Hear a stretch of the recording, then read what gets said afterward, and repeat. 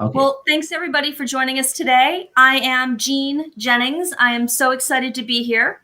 I am founder and CEO of my own consulting firm, Email Optimization Shop. I'm also the general manager of Only Influencers, which is the original community of email industry professionals. And I'm programming chair for the Email Innovation Summit, which happens every summer. Hopefully this year we'll be back in Vegas, assuming the pandemic isn't raging too badly. So I'm going to talk to you today about A/B split testing. So first of all, hopefully many of you know that email marketing is the #1 channel in terms of return on investment. This is the latest stats from the Direct Marketing Association UK, where they found that email generates an average of 35 pounds for every pound that you spend. So basically, if you're spending a dollar or so of your, whatever your budget is, you should get about 35% back in return in revenue. If you're not getting that, A/B split testing is a good way to address that. So this is actually a case study from last Christmas when I worked with a client. Basically, we were able to increase their revenue over the previous year by 64%. And you'll see that we bested the previous year in every month as well as overall. One of the ways that we were able to do this is with A/B split testing. So this is a list of some of the tests that we did with that client during the holiday season. So basically, on average, our lift loss from A/B split testing was 188% increase in revenue per email. So that means we almost tripled the revenue that was brought in. The median lift loss, which means, right in the middle where there were as many test results above it as below it, was 53%. So that means we basically generated about 50% more revenue from our testing. So these are the kind of results you can get. And that's what we want to talk about today, because if you can squeeze just a little more revenue out of every email that you're sending, in short order, you're actually generating some big bucks, big revenues for your bottom line. Now, our largest single test lift loss was a test that we did involving product images. In the control, there was a product image and it had a whole bunch of bullet points about that product. So we did a test where we took those bullet points out and we just used the picture. We did that because we had other emails that didn't have much text, that only had pictures, and they seemed to be doing very well. So we thought, if we do that to this one, maybe that will improve performance. And sure enough, it did. By taking that copy out of the email, we actually increased revenue per email by 1,221%. So it was significant. That was our very best test that we did. Also, a good test that we did was a subject line test. Now, a lot of people do subject line tests because they tend to be somewhat easy. They don't take a lot of resources. So we had the control subject line that was a teaser subject line, which said something like, check out the hottest new gift for holiday. And we tested that against a test subject line, which was much more straightforward. It basically said, this item is the hot new gift for holiday. And what we found is that test, which was very straightforward, generated 730% more revenue per email than the control. So again, these are simple changes you can make that are having a dynamic impact on your bottom line.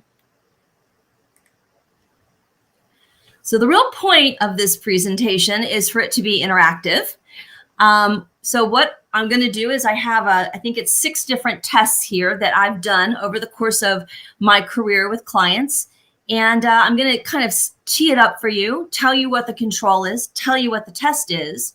And then your job is to use the chat, which I'm watching here, to let me know which one you think won, whether it was the control or whether it was the test.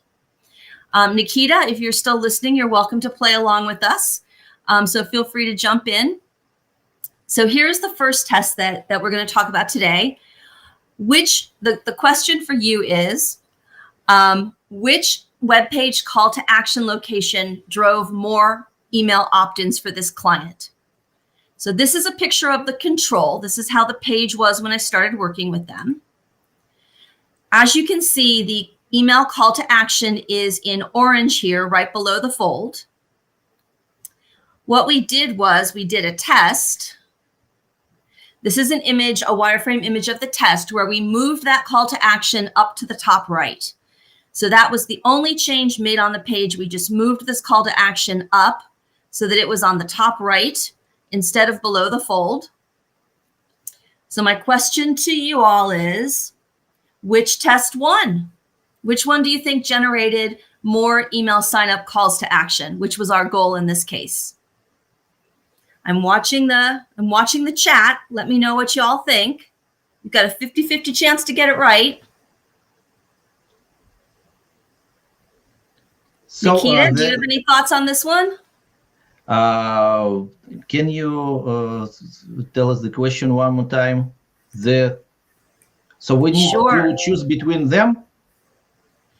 So basically the control is here on the right side. It was an email, it was a web page, and the email sign up was here right below the fold. We created a second version of this page where we put the email sign up at the top right, so it was above the fold. And then we actually, every time we did an A/B split test, so when traffic came to the site, they were put into one or they saw the other, and we just randomly assigned people. And then what we were able to do is gauge which of these web pages drove a higher percentage of visitors to sign up for email. Oh, maybe above the fold? All right. So Nikita says it was the test above the fold. Anybody out there? I think that they have the information from the website and then can make their decision. It's in my opinion. That's awesome. So Nikita says the test won. We have James weighing in on the control winning. Anybody else want to chime in with an answer? Test or control? All right. Drum roll. Boom. The winner was the test. So Nikita, you were right. You're 1 for 1. Okay. When we moved that email sign up call to action above the fold on the web page, we actually saw a 30% lift in list growth. So we saw the conversion rate of visitors to people who signed up for the newsletter increased by 30%. So anyone who's trying to grow their list, that's a pretty significant amount. If you can get 30% more people to sign up for your email, from day one, that's pretty huge. So that is definitely was a good test. Nice job on the win. I'm going to read some of the comments. I think the rotating hero catches the interest of the visitor. So, yep, I would agree. The rotating hero was actually quite nice. This is interesting to me because I've done tests like this over and over again throughout the years with different clients, and it always is better to have your call to action above the fold. It always drives more visitors. In the last couple of years, I've been working with clients, and what I'm hearing is that web designers are telling people that the email sign up belongs in the footer, and you can certainly do that. But again, the further down the page that email sign up is, the lower percentage of visitors are going to see it and are going to convert and become email subscribers. So keep that in mind the next time you're trying to redesign your site for an email sign up. That sign up really does need to be above the fold to make it as effective as it can be. All right, you guys ready for another test? Yes, we are. Awesome. Nikita, you're 1 for 1. Let's see if you can go 2. So this is a sign-up page wireframe. And the question is, which drove more opt-ins? Now, in this case, the client, you clicked through on a banner from the site, and you would land on this page to sign up for the email newsletter. So the things that are in yellow are ad banners. The things that are in purple are kind of website information, breadcrumbs, and web search. And here's a link to go to other newsletters. And the blue stuff is just housekeeping. And then the green is everything that relates to signing up for this newsletter. So this is how the page was laid out. You can see this red dotted line here is the fold For those of you who aren't familiar, the fold is where people, they can see above the fold without scrolling, but to see below the fold, they would have to scroll. So this is the test. And then what we did is I redesigned it. So this is the redesigned page. And really here, we just kind of cleaned it up. And my question to you all is, which test won? So you can write into chat. Marina, maybe you have any thoughts? James? Yeah, let us know, guys. Take a guess. Yeah, we No can wait shaming for a couple of seconds. All right. What do you think, Nikita? Do you have a thought on this one? So Marina answers the one at the bottom. Okay. The test version? I think she probably means the test version. I put the little version second. Yes, Marina. Ah. I think that she meant that. Okay. I think second too. Second too. But I thought about newsletter logo more. Ah. Y'all are right. It was the second one. And this was really interesting because basically we saw a 350% lift in list growth. Now, remember on the last one, we saw a 30% lift, which is good. This one saw a 350% lift. So basically we almost, we more than quadrupled the number of people who signed up. Basically it was more than 4 times. So it was huge. Now, in this case, the reason that this worked is that we took away a lot of the clutter from this page, a lot of things that were distracting people. The other thing we did to this page is we moved the information that the visitor needed to sign up for email to above the fold. So again, so they didn't have to scroll to get to it. So let me kind of show you how that works. So here's the original page.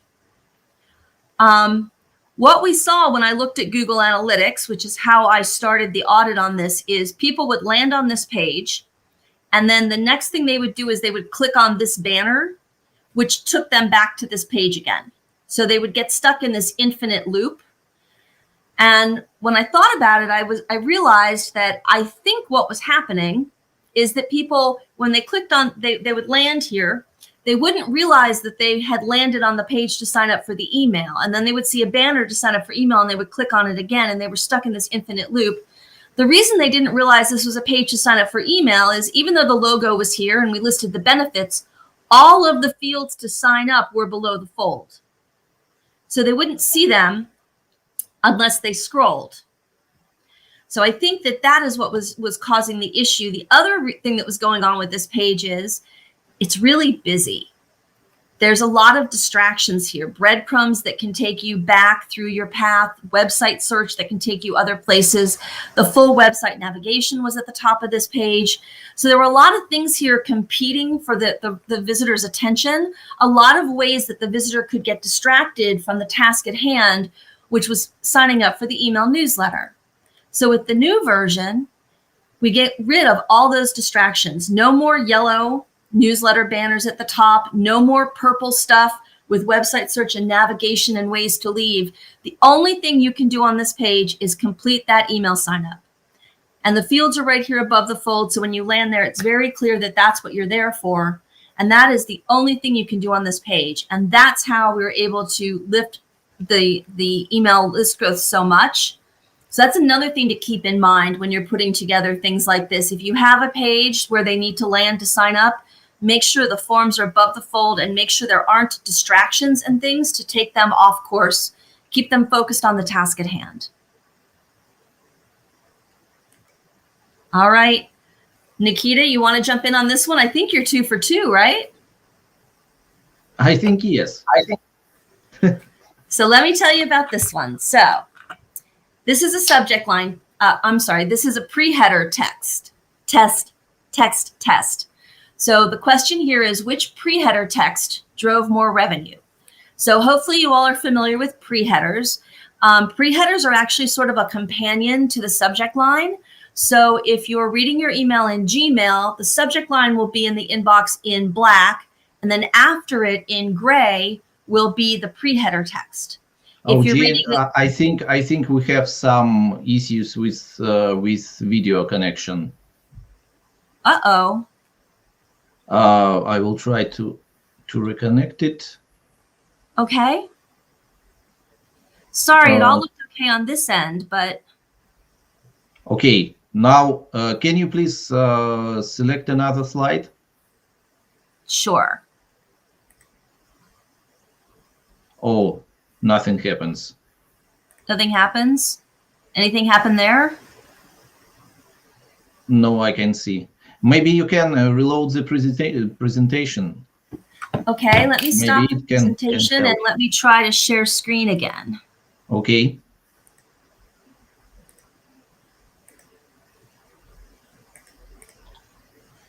Is that any better? Yes, yes, we can see it now, right now. Awesome. So if you are on an iPhone, which is what I use, the pre-header text typically is going to appear just below your subject line. And in Outlook on desktop, it appears below. So the pre-header text is basically a companion to that subject line. So the subject line for both of these emails was, time is running out on our best-selling custom items. So the original pre-header text is right here. It said, time is running out on our custom items. So it was very similar to the subject line. Now, I will tell you that this particular company, they're providing products for veterans and families of veterans. And so typically their customization involves the person's name, maybe also which branch of the military they were in, and what other information like that. So knowing that, the test pre-header that we came up with was great personalized gifts for veterans. This was also sent out in advance of holiday. So it was very much a gift-giving situation.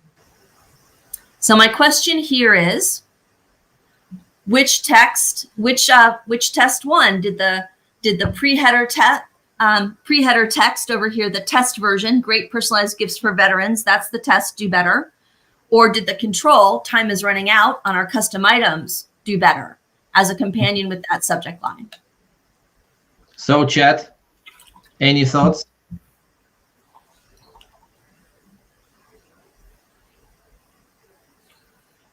I think that it might works better with such targeting as the test about veterans. The test version? Yes. All right. That's correct. That's the one that won. Yeah. Yeah, Nikita's 3 for 3. Yeah. Exactly. Second, So let's Marina wants to. Okay, the test one, awesome. So yeah, so this actually almost doubled the revenue per email that we generated. Revenue per email is my favorite metric to use for a test that involves a sale, because what we do is we take the revenue generated, we divide it by the number of emails sent, you get the revenue per email. So we got almost twice as much revenue overall, almost twice as much revenue per email sent. Now let's take a look and go back. So there's a couple reasons why I think this worked. The first is that when I looked at the pre-header text, or the controlled pre-header text, it's very, very similar to the subject line. This isn't really a good thing to do. You've already got the subject line out there doing its job. So making the pre-header text the same thing is just kind of redundant. It doesn't really add any value to the situation.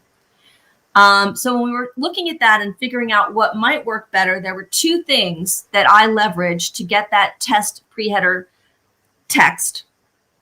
The first is personalized, because custom is very nice word, but customized, it's not the same as personalized. Personalized, you think of having someone's name in there, other information.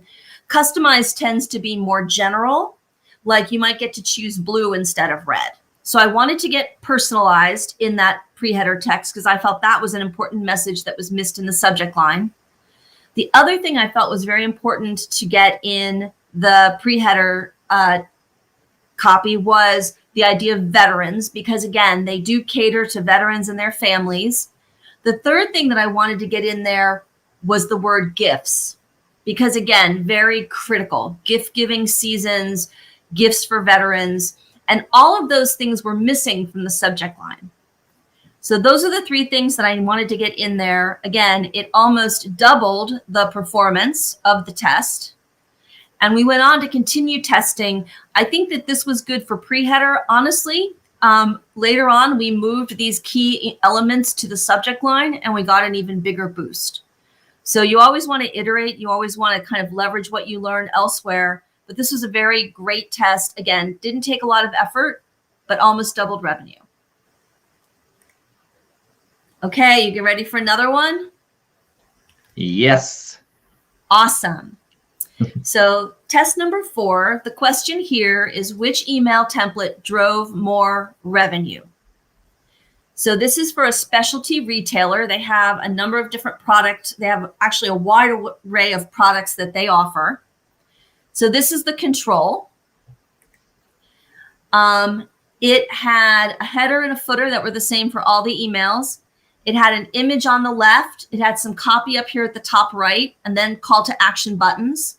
A little bit more copy, and then it had 2 product blocks. So each product block had a picture of a product and the name of the product and a link to go see that product online. Mm-hmm. So this is the control. Okay.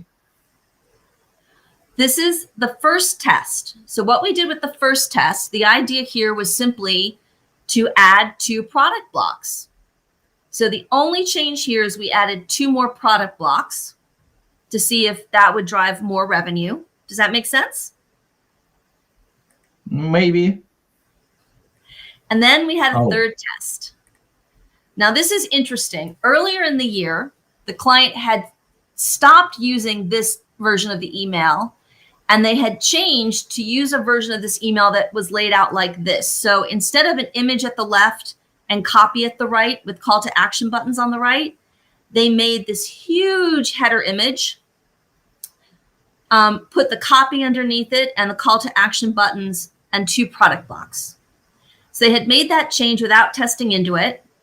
That was what they were considering the new email. So the question here is, which of these templates drove more revenue per email? Was it the first one with a half-width image and 2 product blocks? The second one that added 2 more product blocks for a total of 4, or test 2 with a big hero image and the 2 product blocks? Okay. What do you think, Nikita? Maybe someone will write to the chat. Marina, James, or anyone. Don't be shy, guys. Don't be shy. Just write it to chat. Okay, I think that test 2 must won. Marina thinks that test 1. Okay. So we have test 1, we have test 2. Ready to find out the answer? Let's go. Oh, the control one. Oh. Oh. Interesting. Yeah. So good job on guessing, you guys. This was kind of a tricky one. So this one had our baseline revenue per email. Test 1, which added the 2 extra product blocks, we actually saw a decrease in revenue per email of 61%. So it generated less than half of the revenue of the control. And then test 2 actually was 28% below the control in revenue per email.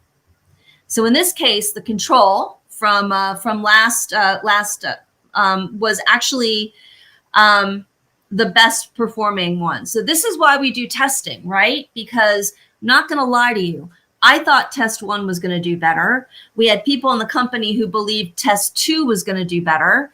And then come to find out that actually the control is the best, most optimized one. So that's why we always test. but interesting to think about. One note on this one is with this header image, big header images that fill the whole email are really, or big header images are really great at the top of web pages.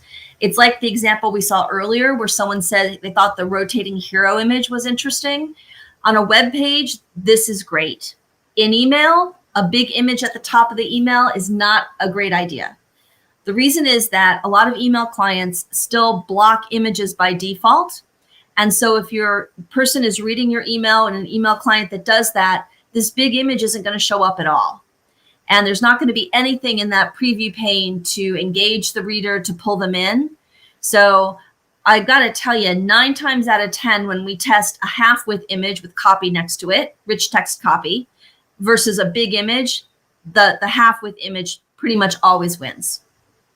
So keep that in mind. Again, you test it with your own audience, but that is something I've found, again, 9 times out of 10, the half-width image is going to win.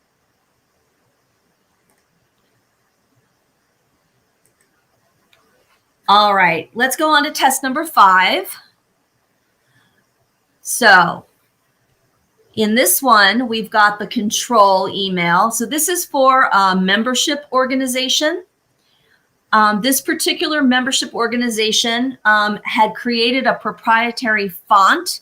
They were an association where a lot of the people, most of the people who were members were creatives. So it was important to them and to their branding. So with a proprietary font, meaning a font that not everyone has on their computer, in order to make the font appear as you want it to, you've got to put it in an image. So in this case, the headline was the proprietary font and it was an image. The images in this email are in orange. The offer was in an image, again, so that the proprietary font could be used. The button was rich text, not an image. They had some copy down here that was in a different font, so it was not an image. But at the top, a lot of this was images. It was a lot of copy that they wanted them to read was in images. So what we did for the test is we kept the headline as the proprietary font image, but all we did was we changed this offer on top of the button to be rich text so that it could be read when images were blocked. We also changed the offer down here to rich text so it could be seen if images were blocked. So those were no longer an image. So Nikita, which one do you think won?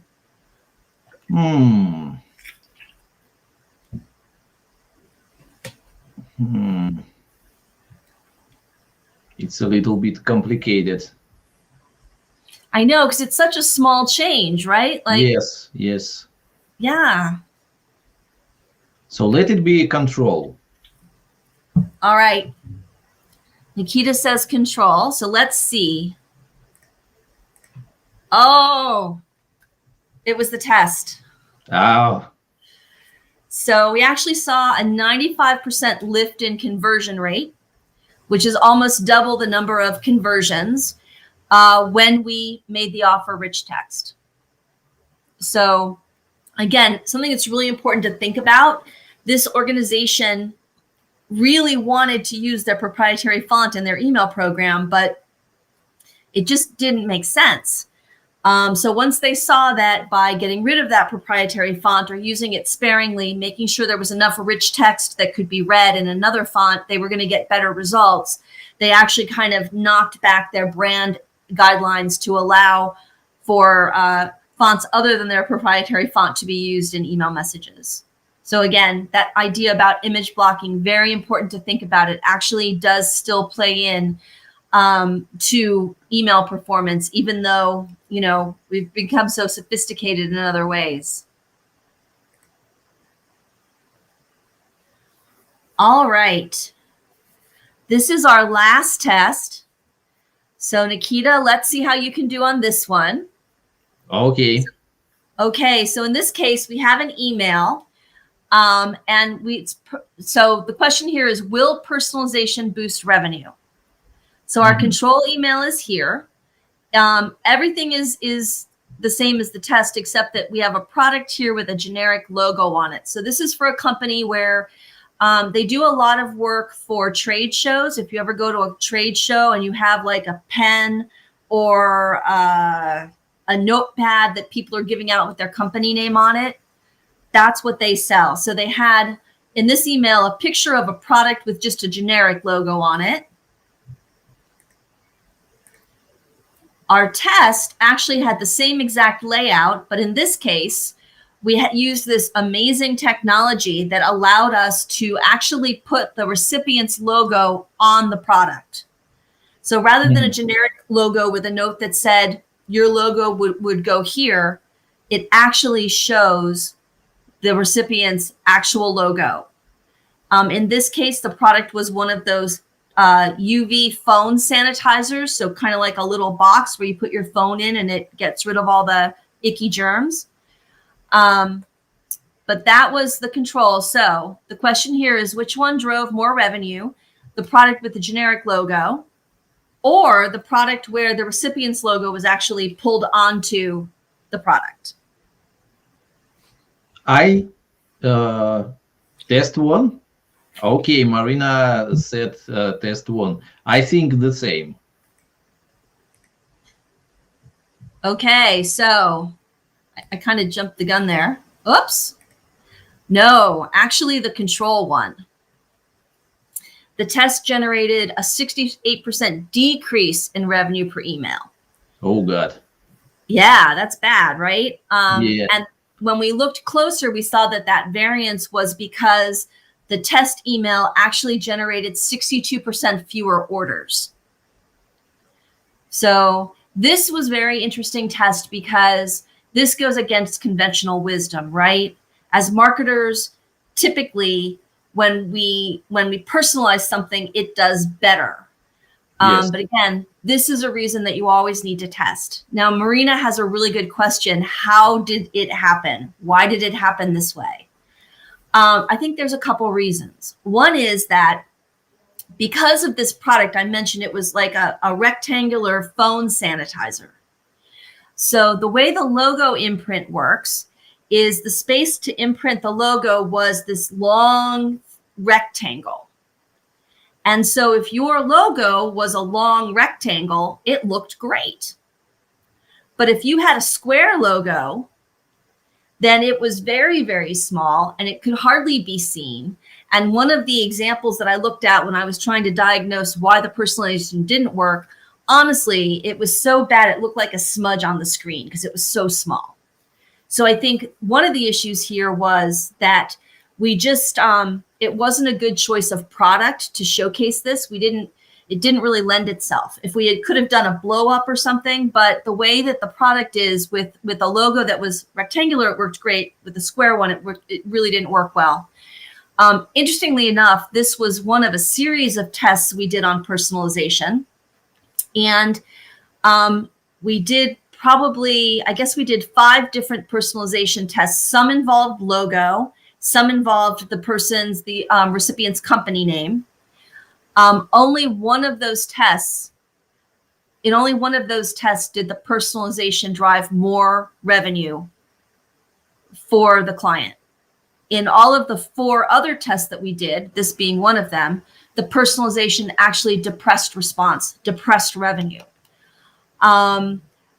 Again, we were sort of shocked by this. This is really unusual. I can't give you a specific. It may have done with the nature of the send and the companies we were sending to. I think a lot of it had to do with the images and the products that we had. We did another one where we had a bag, like a bag that you would carry, and we put the client's image and company name on it. We really thought that would do well. It didn't do well. When we looked at it, we realized that the bag that was chosen was black. So a lot of the images that appeared on top of that black bag that were pulled in automatically didn't showcase very well. If you think of company logos, most of them show better on a white background. So that was probably an issue there. But again, this is why it's really important to test, because even if you have found that, 9 times out of 10 personalization will boost performance, it doesn't mean that in this instance it actually will. So very important to always test these things. So before we break, I wanted to give you some additional resources. If you enjoyed the presentation, I actually have a blog and a free email newsletter. I write about the work I do with clients. A lot of it involves A/B split testing, best practice. The blog and the email newsletter are free. You can also follow me on Twitter. And feel free to reach out to me on LinkedIn. I'm always happy to connect with people who've seen me speak. As I mentioned earlier, I'm also the general manager of Only Influencers, which is the original community of email industry professionals. So if you're serious about email marketing, you should definitely consider joining OI. It is $200 a year or $20 a month to become a member of the community. If you're not sure about joining yet, that's okay. Please go ahead and check out our website. We have a blog. We have some of the leading voices in the industry that write for our blog. We have a free email newsletter that we send every week that includes not just content from our blog, but from around the industry. And we have other resources that we provide on the site, webinars that we've done, special reports. So check that out.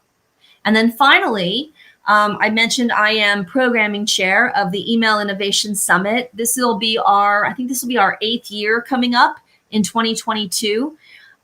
We typically gather in Vegas, assuming that the travel restrictions are gone. We'll be able to do that again this September.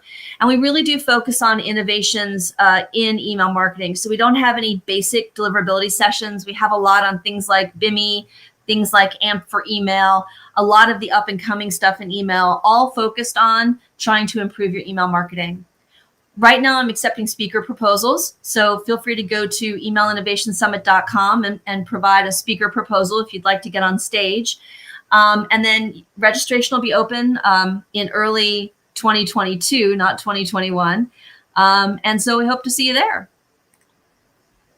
That was all I had, Nikita, but I think we do have a few minutes if people want to ask any questions. Yeah, thank you very much for your speech. There is a question from Marina. How do you think, do straightforward email styles work better now as compared to the ones with a shade of intrigue? Like in your example about test title, people are tired of being fooled. Yeah, I mean, I think it's something that you definitely want to test, but I'm finding more and more that the straightforward subject lines perform much better than the intriguing subject lines. I think part of that is I think people are very busy. And so I'm not sure they have time to kind of go down that rabbit hole with no known benefit to them. So that's one of the nice things about a straightforward subject line. You really want your subject line to convey benefit, what's in it for the user if they open that email. And it's much easier to do that if you're using a straightforward copy in that subject line. So yeah, I would definitely recommend. But again, you want to test everything and just see. Okay. And a question from me. I'm interested, does the form and the color of logo or of some banner maybe, how does it work with sales, with revenue, when you are sending an email or something like this? I'm sorry, would you say that again? The form, yeah, how the form of logo or the form and color of logo of some information banners rules with the emails. So is the question about using color in email? Yes, something like this. You know, it didn't appear in this presentation, but I actually did a lot of work on the psychology of color a few years ago. And there is, in my mind, definitely something to it. So you definitely want to think about the colors that you're using. I had a client and the product colors, it was a publication. It sounds weird, but it was purple and green. No, it was purple and red. So when we did emails for them, they made all of the call to action buttons red because that was, again, with their branding. So what we did there is when I was looking at it, they were a financial publication. They were telling people which stocks to invest in to make more money. So when I started looking at it and trying to think about ways to optimize, one of the things that I got caught up on is the fact that all the buttons were red, because in financial terms, being in the red is a bad thing. It means you've lost money. You want to be in the black. The other thing that I thought about, and again, this was hit me when I was driving home from work one day, is that stop signs are red. And when you stop at a stoplight, the red stop on the stoplight means stop, whereas the green means go. And then I continued to just sort of think about colors. And then I realized that green was the color of money as well as the color of go. Yes. So even though it was against brand guidelines, we did a test where we made those buttons green instead of red. And it boosted revenue significantly. So I do think it's important to think through the colors that you're using and test them. Colors they elicit emotional, and it's not even necessarily at the forefront of our mind. It's deep inside our mind.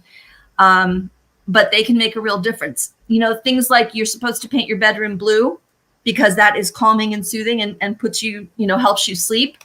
Yes. So that's another reason with my clients, I don't tend to use a whole lot of blue with call to action because, again, it's passive color. It's not an active color. So you want to test it with the emails that you're doing, but there's definitely a lot to the psychology of color. And there's a million books on it, and I've got a couple case studies on my site. But yeah, it can definitely make a difference. Oh, thank you. Thank you for this information. And thank you for your speech. I think if everyone have any questions, you can email to Jeanne. Use this information on the banner you see right now. Thank you, Jeanne. See you. Thank you, Nikita. Be safe. Stay well, everybody. Bye. Thanks. Bye-bye.